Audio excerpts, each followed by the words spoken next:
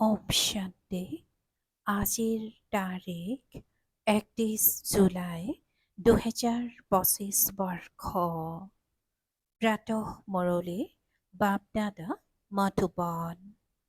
আজিৰ পিতাৰ অমৃতবাণী হৈছে, মৰমৰ সন্তানসকল, তোমালোকে পুৱাতে উঠি বহুত মৰমেৰে কবা, বাবা সুপ্ৰভাত।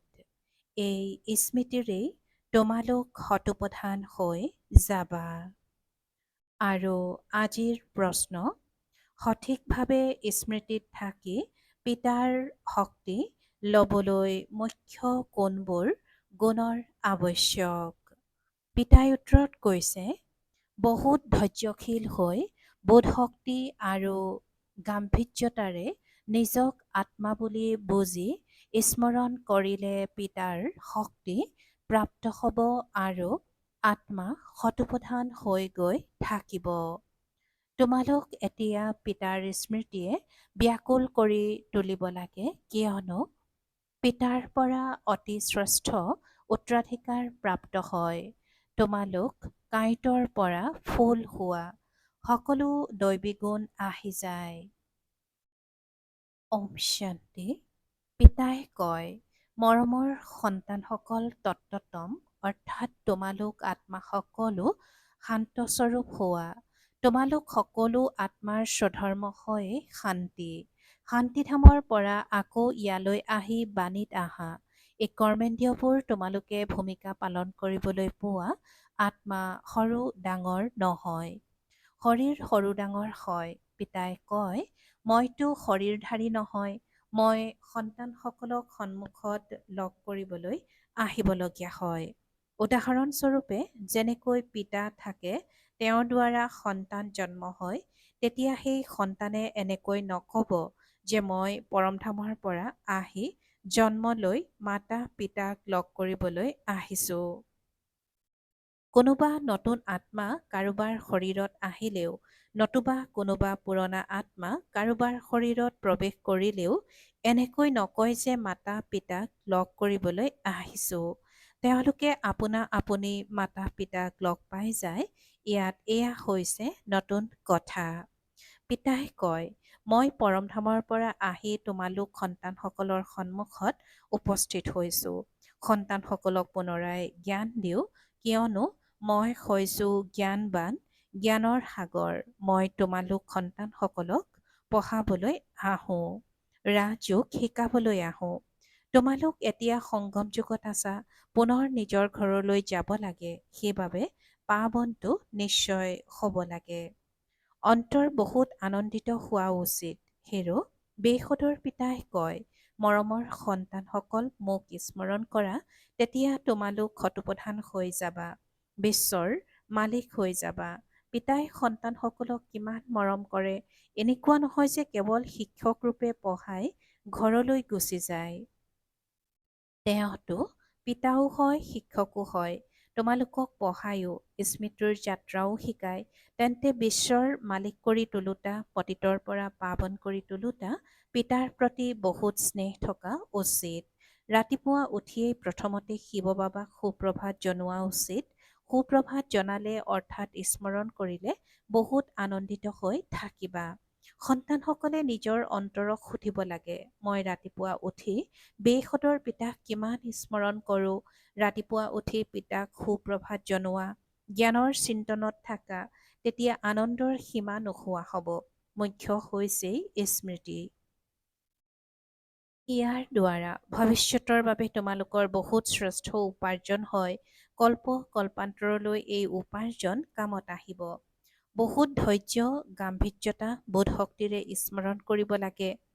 স্থূল ৰূপতটো এনেকৈ কৈ দিয়ে যে মই বাবাক বহুত স্মৰণ কৰোঁ, কিন্তু সঠিকভাৱে স্মৰণ কৰিবলৈ যত্নৰ প্ৰয়োজন। যিসকলে পিতাক বেছিকৈ স্মৰণ কৰে, তেওঁলোকে বেছি শক্তি পায়, কিয়নো স্মৃতিৰ বিনিময়ত স্মৃতি পোৱা যায়। যোগ আৰু জ্ঞান দুটা বস্তু। যোগৰ বিষয়টি বেলেগ আৰু বহুত গম্ভীৰ বিষয়। যোগৰ দ্বাৰাহে আত্মা শতপ্ৰধান হয়। স্মৰণ নকৰাকৈ শতপ্ৰধান হোৱা অসম্ভৱ। যথা ৰীতি স্নেহেৰে পিতাক স্মৰণ কৰিলে তেতিয়া আপোনা আপুনি শক্তি পাবা, স্বাস্থ্যৱান হৈ যাবা। শক্তিৰ দ্বাৰা আয়ুসো বাঢ়ে। সন্তানসকলে স্মৰণ কৰিলে বাবায়ো শক্তিৰ কিৰণ দিয়ে। মৰমৰ সন্তানসকলে এইটো দৃঢ়ভাৱে স্মৃতিত ৰাখিব লাগে। শিৱ বাবাই আমাক পঢ়ায়। শিৱ বাবা পতিত পাৱন হয়, সদ্গতি দাতাও হয়। সদ্গতি মানে স্বৰ্গৰ বাটচাহি দিয়ে। বাবা কিমান মৰমীয়াল, কিমান স্নেহেৰে সন্তানসকলক বহি পঢ়ায়। পিতাই দাদাৰ অৰ্থাৎ ব্ৰহ্মাৰ দ্বাৰা আমাক পঢ়ায়। বাবা কিমান মৰমীয়াল, কিমান মৰম কৰে, কোনো কষ্ট নিদিয়ে। কেৱল কয়, মোক স্মৰণ কৰা আৰু চক্ৰক স্মৰণ কৰা। পিতাৰ স্মৃতিত অন্তৰ একেবাৰে শীতল হৈ যাব লাগে। এজন পিতাৰ স্মৃতিয়ে ব্যাকুল কৰি তোলা উচিত, কিয়নো পিতাৰ পৰা কিমান শ্ৰেষ্ঠ উত্তৰাধিকাৰ পোৱা যায়। নিজকে চাব লাগে, মোৰ পিতাৰ প্ৰতি কিমান স্নেহ আছে, মোৰ দৈবী গুণ কিমানলৈকে আছে। কিয়নো তোমালোক সন্তানসকল এতিয়া কাঁইটৰ পৰা ফুল হৈ আছা। যিমানেই যুগযুক্ত হৈ থাকিবা সিমানেই কাঁইটৰ পৰা ফুল আৰু শতপ্ৰধান হৈ যাবা। ফুল হৈ গ'লে তেতিয়া ইয়াত থাকিব নোৱাৰিবা। ফুলৰ বাগিচা হৈছে স্বৰ্গ। যিসকলে বহুত কাঁইটক ফুল কৰি তোলে তেওঁলোককহে সঁচা সুবাসিত ফুল বুলি কোৱা হ'ব। কেতিয়াও কাকো কাঁইট হৈ নিবিন্ধে। ক্ৰোধো ডাঙৰ কাঁইট, বহুতকে দুখ দিয়ে। এতিয়া তোমালোক সন্তানসকলে কাঁইটৰ জগতৰ পৰা একাষৰীয়া হৈ আহিছা। তোমালোক এতিয়া সংগমত আছা। যেনেকৈ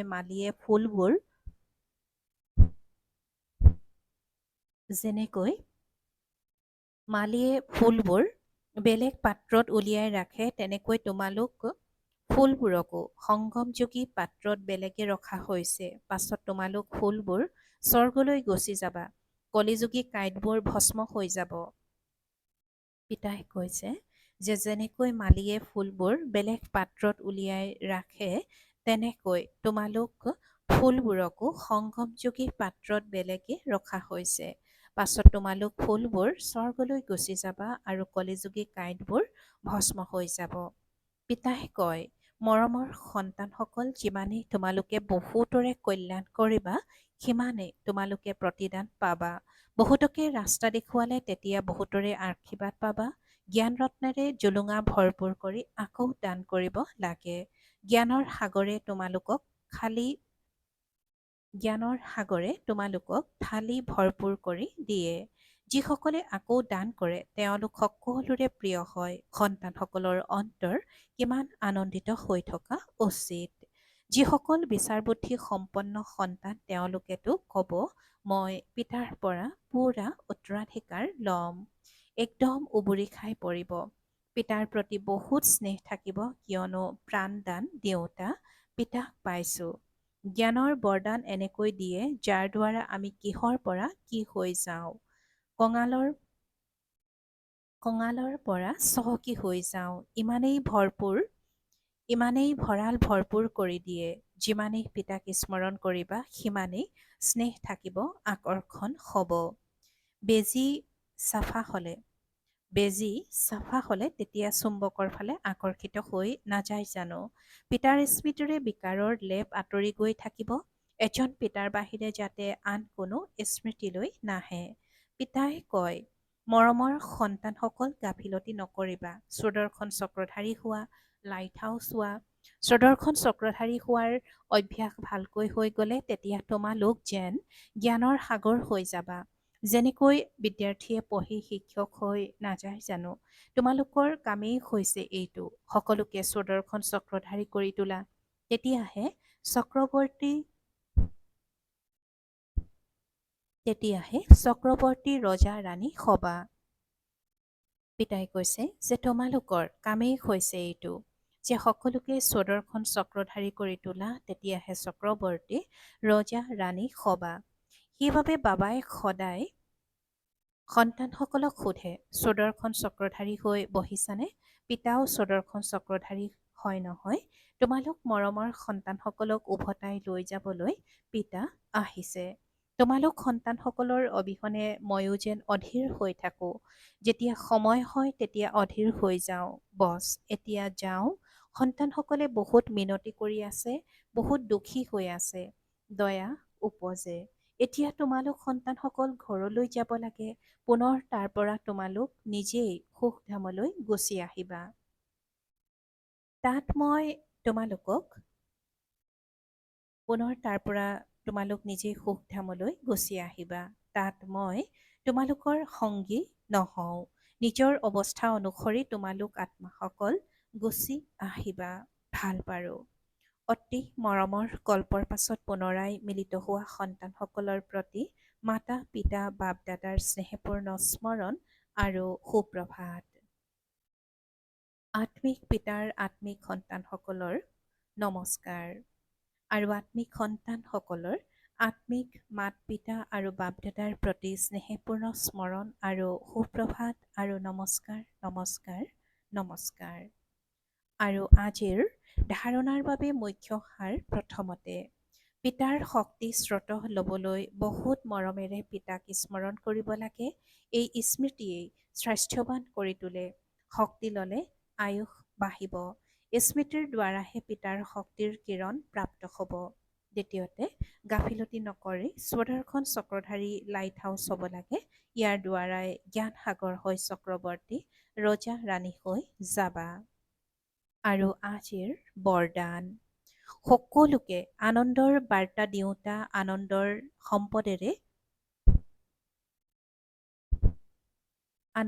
সম্পদেৰে ভৰপূৰ ভঁৰাল হোৱা। সকলোকে আনন্দৰ বাৰ্তা দেওঁতা আনন্দৰ সম্পদেৰে ভৰপূৰ ভঁৰাল হোৱা। আৰু আজিৰ বৰদানৰ ব্যাখ্যা সদায় নিজৰ এইটো স্বৰূপ সন্মুখত ৰাখা যে আমি আনন্দৰ সম্পদেৰে ভৰপূৰ ভঁৰাল হওঁ। গণনাতীত আৰু অবিনাশী যিয়েই সম্পদ প্ৰাপ্ত হৈছে সেই সম্পদসমূহ স্মৃতিলৈ আনা। সম্পদসমূহ স্মৃতিলৈ আনিলে আনন্দিত হ'বা আৰু য'ত আনন্দ থাকে ত'ত সদাকালৰ বাবে দুখ দূৰ হৈ যায়। সম্পদসমূহৰ স্মৃতিৰে আত্মা সমৰ্থন হৈ যায়, ব্যৰ্থ সমাপ্ত হৈ যায়। সম্পদসমূহৰ স্মৃতিৰে আত্মা সমৰ্থ হৈ যায় আৰু ব্যৰ্থ সমাপ্ত হৈ যায়। ভৰপূৰ আত্মা কেতিয়াও অস্থিৰতাত নাহে। তেওঁ নিজেও আনন্দিত হৈ থাকে আৰু আনকো আনন্দৰ বাৰ্তা দিয়ে। আৰু আজিৰ শ্লোগান যোগ্য হ'বলৈ হ'লে কৰ্ম আৰু যোগৰ সন্তুলন ৰাখা। যোগ্য হ'বলৈ হ'লে কৰ্ম আৰু যোগৰ সন্তুলন ৰাখা। ওম শান্তি। আৰু আজিৰ অব্যক্ত সংকেত সংকল্প শক্তি জমা কৰি শ্ৰেষ্ঠ সেৱাৰ নিমিত্ত হোৱা। সেৱাত মুখেৰে বাৰ্তা দিবলৈ সময়ো খৰচ কৰা, সম্পত্তিও লগোৱা, অস্থিৰতাটো আহা, ভাগৰিও পৰা। কিন্তু শ্ৰেষ্ঠ সংকল্পৰ সেৱাত এই সকলোবোৰ ৰাহি হৈ যাব। গতিকে এই সংকল্প শক্তি বহোৱা, দৃঢ়তা সম্পন্ন সংকল্প কৰা, তেতিয়া প্ৰত্যক্ষতাও সোনকালে হ'ব। ড্ৰামাৰ কিছু গহ্য ৰহস্য বাৰ্তাবাহক পুত্ৰীৰ দ্বাৰা। প্ৰথমতে এই বিৰাট ড্ৰামাত প্ৰত্যেক মনুষ্য আত্মাত নিজৰ নিজৰ পদমৰ্যাদা অনুসৰি গোটেই জীৱনৰ জ্ঞান অথবা ভূমিকা পূৰ্বৰ পৰাই সুপ্ত ৰূপত থাকে। জীৱাত্মাত গোটেই জীৱনৰ পৰিচয় সুপ্ত হৈ থকাৰ কাৰণে সময়ত জাগ্ৰত হৈ যায়। প্ৰত্যেকৰ মাজত নিজৰ নিজৰ সম্পূৰ্ণতাৰ অৱস্থা অনুসৰি জ্ঞান অথবা ভূমিকা যি সুপ্ত হৈ আছে সেয়া সময় অনুসৰি জাগ্ৰত হয়, যাৰ দ্বাৰা তোমালোক প্ৰত্যেকেই সৰ্বজ্ঞ হৈ যোৱা। দ্বিতীয়তে এই বিৰাট ড্ৰামাত প্ৰতিটো ছেকেণ্ডৰ কৰ্মকাণ্ড নতুন হোৱাৰ কাৰণে তোমালোকৰ এনেকুৱা লাগিব যেন এতিয়াহে ইয়ালৈ আহিছোঁ। প্ৰতিটো ছেকেণ্ডৰ কৰ্মকাণ্ড বেলেগ হয় যদিও কল্প পূৰ্বৰ মুহূৰ্তবোৰেই পুনৰাবৃত্তি হয়, কিন্তু যি সময়ত বাস্তৱিক জীৱনত চলা সেই সময়ত নতুন যেন অনুভৱ হয়। এনেকৈ বুজি আগবাঢ়ি গৈ থাকা, এনেকৈ কোনেও ক'ব নোৱাৰে যে মইতো জ্ঞান প্ৰাপ্ত কৰি ল'লোঁ, এতিয়া মই যাওঁ, নহয়। যেতিয়ালৈকে বিনাশ নহয় তেতিয়ালৈকে গোটেই কৰ্মকাণ্ড আৰু গোটেই জ্ঞান নতুন। তৃতীয়তে এই বিৰাট ড্ৰামাৰ যি নিয়তি ৰচি থোৱা আছে সেয়া নিশ্চয়তাৰে ৰচি থোৱা আছে। নিয়তি বা ভাগ্যক কোনোবাই ধ্বংস কৰে বা গঢ়ে সেয়া সকলো নিজৰ ওপৰত নিৰ্ভৰ কৰে। নিজৰ শত্ৰু বা নিজৰ মিত্ৰ মই। এতিয়া তোমালোক বহুত ৰমণীয়, অমায়িক হ'ব আৰু কৰি তুলিব লাগে। চতুৰ্থতে, এই বিৰাট ড্ৰামাত এই ৰহস্য, এই বিৰাট ড্ৰামাত এই সহ্য কৰাটো তোমালোকৰ বাবে কল্পপূৰ্বৰ দৰে এক মিঠা সপোন। চতুৰ্থতে কৈছে যে এই বিৰাট ড্ৰামাত এই সহ্য কৰাটো তোমালোকৰ বাবে কল্পপূৰ্বৰ দৰে এক মিঠা সপোন, কিয়নো তোমালোকৰ তথাপিও একোৱেই নাই, একোৱেই নহয়। যিসকলে তোমালোকক অশান্ত কৰিছে তেওঁলোকেও ক'ব, মই এওঁক ইমান অশান্ত কৰিলোঁ, দুখী কৰিলোঁ, কিন্তু এওঁতো তথাপি দৈবী একতাত, পৰম একতাত বিজয়ী পাণ্ডৱ হৈ থাকে। এই পূৰ্বনিৰ্ধাৰিত নিয়তিক কোনেও বাধা দি ৰাখিব নোৱাৰে। পঞ্চমতে, এই বিৰাট ড্ৰামাখনত চোৱা কেনেকুৱা আচৰিত যে তোমালোক পাণ্ডৱো প্ৰত্যক্ষ ৰূপত আহি উপস্থিত হৈছা আৰু তোমালোকৰ পুৰণা চিত্ৰ আৰু চিহ্নবোৰো এতিয়ালৈকে বৰ্তি আছে। যেনেকৈ পুৰণা কাগজ, পুৰণা শাস্ত্ৰ, গীতা শাস্ত্ৰ আদি সযতনে ৰাখে, আকৌ সেইবোৰৰ বহুত মান হয়, তেনেকৈ পুৰণা বস্তু প্ৰচলিত হৈ থাকোঁতে এতিয়া নতুন বস্তু উদ্ভাৱন হয়। পুৰণা গীতা প্ৰচলিত হৈ থাকোঁতে নতুন গীতা উদ্ভাৱন হয়। পুৰণাৰ অন্ত যেতিয়া হয়, যেতিয়া নতুনৰ স্থাপনা হয়, এতিয়া তোমালোকে বাস্তৱত জ্ঞান জীৱনত প্ৰত্যক্ষ ৰূপত ধাৰণ কৰা বাবে দুৰ্গা, কালী আদি হৈছা।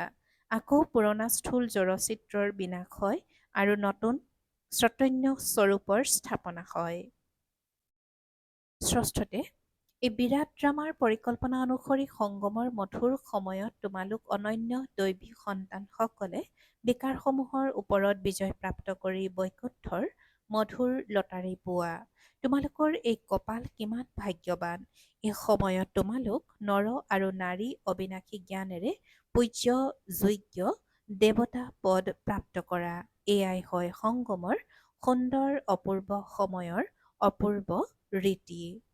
সপ্তমতে, ঈশ্বৰে সাক্ষী হৈ চাই যে মই যিসকল ভাৱৰীয়াক অনেক গহনা আভূষণেৰে সুভূষিত অৰ্থাৎ শোভিত কৰি এই সৃষ্টিৰূপী মঞ্চত নৃত্য কৰিবলৈ পঠিয়ালোঁ, তেওঁলোকে কেনেকৈ ভূমিকা পালন কৰি আছে। মই নিজৰ দৈৱী সন্তানসকলক সোণৰ মুদ্ৰা, ৰূপৰ মুদ্ৰা দি কৈছিলোঁ যে এই আভূষণ, এই গহনা পিন্ধি আনন্দ মনেৰে সাক্ষী হৈ ভূমিকাও পালন কৰিবা আৰু সাক্ষী হৈ এই খেলখনো চাবা। আবদ্ধ নহবা, কিন্তু আধাকল্প ৰাজ্য ভাগ্য ভোগ কৰি আকৌ আধাকল্প নিজেই ৰচা মায়াত আবদ্ধ হৈ গলা। এতিয়া আকৌ মই তোমালোকক কওঁ, এই মায়াক এৰা, এই জ্ঞান মাৰ্গত বিকাৰী কাৰ্যৰ পৰা ওলটি নিৰ্বিকাৰী হলে আদি মধ্য অন্ত দুখৰ পৰা মুক্ত হৈ জন্ম জন্মান্তৰৰ কাৰণে সুখ প্ৰাপ্ত কৰি ল'বা। অষ্টমত কৈছে যে নিজতকৈ কোনোবা উচ্চ অৱস্থা সম্পন্নৰ দ্বাৰা যদি কিবা সাৱধান বাণী পোৱা, তেন্তে সেয়া ৰাজযুক্ত হৈ গ্ৰহণ কৰি লোৱাটোৱেই কল্যাণ আছে। নিজতকৈ কোনোবা উচ্চ অৱস্থা সম্পন্নৰ দ্বাৰা যদি কিবা সাৱধান বাণী পোৱা, তেন্তে সেয়া ৰাজযুক্ত হৈ গ্ৰহণ কৰি লোৱাতেই কল্যাণ আছে। তাৰ ভিতৰৰ ৰহস্যক জানিব লাগে যে ইয়াত নিশ্চয় কিবা কল্যাণ সমাহিত হৈ আছে। মই এওঁৰ দ্বাৰা এয়া যি সাৰ কথা পাইছোঁ সেয়া একেবাৰে যথাৰ্থ, সেয়া বহুত আনন্দেৰে স্বীকাৰ কৰিব লাগে, কিয়নো যদি মোৰ দ্বাৰা কেতিয়াবা কিবা ভুল হৈ যায়, তেন্তে সেই সাৰ কথা স্মৃতিলৈ আহিলেই নিজক শুধৰণি কৰি ল'বা। সেইবাবে যিকোনো সাৱধান বাণী বৰ বিশাল বুদ্ধিৰে ধাৰণ কৰিলে তোমালোকে উন্নতি প্ৰাপ্ত কৰিব পাৰিবা। নৱমত কৈছে যে এতিয়া তোমালোকে নিতৌ অন্তৰ্মুখী হৈ যোগযুক্ত হৈ থাকিব লাগে, কিয়নো অন্তৰ্মুখী হলে নিজক চাব পাৰিবা। কেৱল চাবই যে পাৰিবা এনে নহয়, পৰিৱৰ্তনো কৰিব পাৰিবা। এয়া হৈছে সৰ্বোত্তম অৱস্থা, যিহেতু গম পোৱা যে প্ৰত্যেকেই নিজৰ অৱস্থা অনুসৰি পুৰুষাৰ্থী, তেওঁৰ অৱস্থালৈ চাই তেওঁৰ পৰা গুণ ধাৰণ কৰা। যদি গুণ ধাৰণ কৰিব নোৱাৰা তেন্তে তেওঁক এৰি দিয়া। আৰু দশমত অৰ্থাৎ শেষত কৈছে যে তোমালোকে সন্মুখত সদায় নিজৰ সৰ্বোত্তম লক্ষ্যক চাই নিজকহে চাবা। তোমালোকে সন্মুখত সদায় নিজৰ সৰ্বোত্তম লক্ষ্যক চাই নিজকহে চাবা। তোমালোক প্ৰত্যেকেই ব্যক্তিগত পুৰুষাৰ্থী। তোমালোকে নিজৰ ফালে নজৰ দি আগলৈ দৌৰি থাকা। কোনোবাই লাগিলে যিয়েই কৰি নাথাকক, কিন্তু মই নিজৰ স্বৰূপত স্থিৰ হৈ থাকোঁ, অন্য কাকো নাচাওঁ। নিজৰ বুদ্ধি যোগবলেৰে মই তেওঁৰ অৱস্থা জানি লওঁ। অন্তৰ্মুখী অৱস্থাৰ দ্বাৰাই তোমালোক অনেক পৰীক্ষাত উত্তীৰ্ণ হ'ব পাৰা। বাৰু, ওম শান্তি।